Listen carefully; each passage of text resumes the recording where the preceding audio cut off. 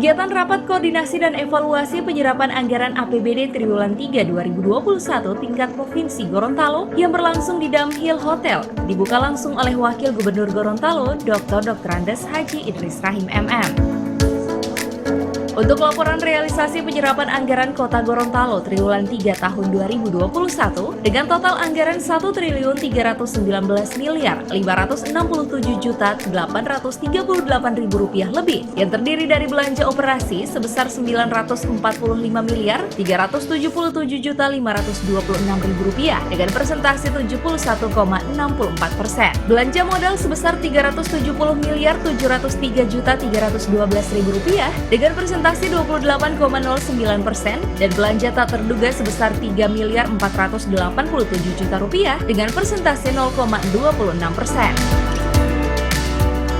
Perbandingan realisasi fisik dan keuangan triwulan 3 di 4 tahun terakhir dari tahun 2018 hingga 2021, rinciannya realisasi fisik sebesar 47%, realisasi keuangan sebesar 45,67% di tahun 2018, tahun 2019 realisasi fisik sebesar 64,53% dan realisasi keuangan sebesar 55,9%. Tahun 2020 realisasi fisik sebesar 57,64% dan realisasi keuangan sebesar 51,66%, serta tahun 2021 realisasi fisik sebesar 55,50% dan realisasi keuangan sebesar 46,70%.